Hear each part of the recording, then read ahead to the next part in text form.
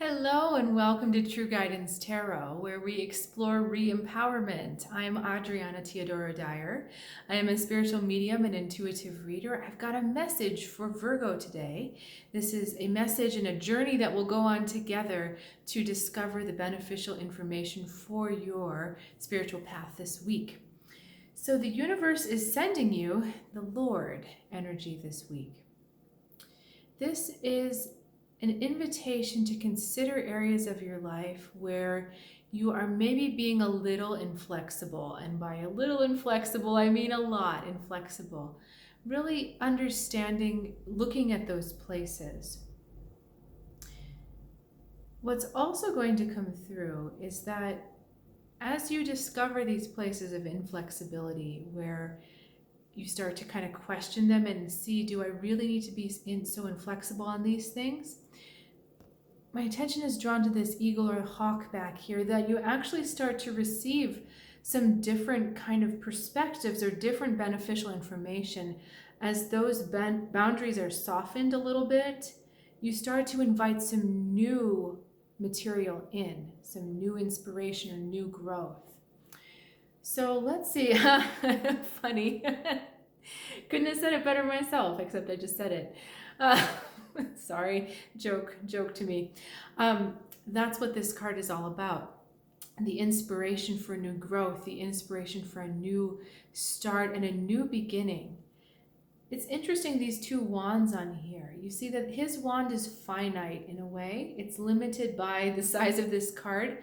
But this wand, although it looks smaller, it's connected right up into the heart of the sun, which is that passion, which is this spark, which is creativity and its illumination, so that these ideas start to come to you in a more illuminated way. It's really amazing, right? You open up that inflexibility and boom, this comes up.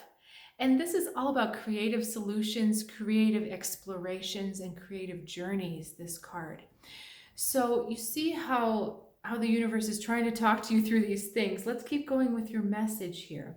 We've got the Seven of Wands, King of Swords, and the Nine of Pentacles. Okay. So it's almost as if this King of Swords in the middle is also, you see how many cards we have facing forward here? Really the perspective is shown right at you. This King of Swords is trying to analyze what's the best way forward.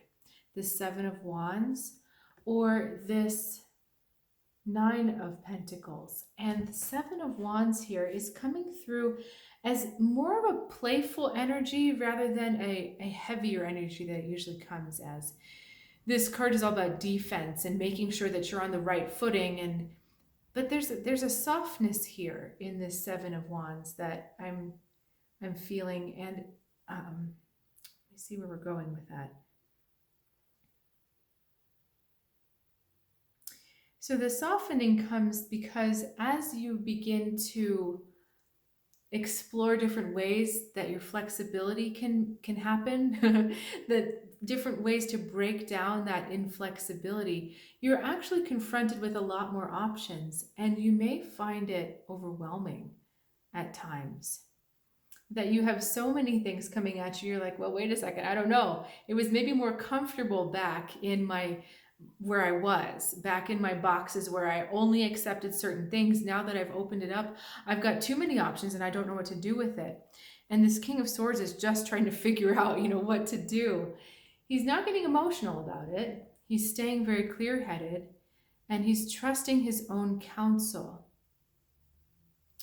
But there's also the idea that perhaps, let me clarify this Nine of Pentacles. Okay, yeah. Okay. They're giving me two cards here, Hermit and the Moon. This Nine of Pentacles looks comfortable at the surface, but the thing is that she's comfortable because she has delved deep down. She's delved into her patterns. She's delved into her subconscious, and she understands it. So part of the struggle here is having all of these different options and different perspectives kind of come at you in a way that may seem overwhelming because you're not sure which one to take. That's all part of the process. Because in looking at all those different options, you're going on a little bit of a different journey every time. And eventually, that journey takes you to a place of centered and calm inner knowing, just like the beautiful figure here.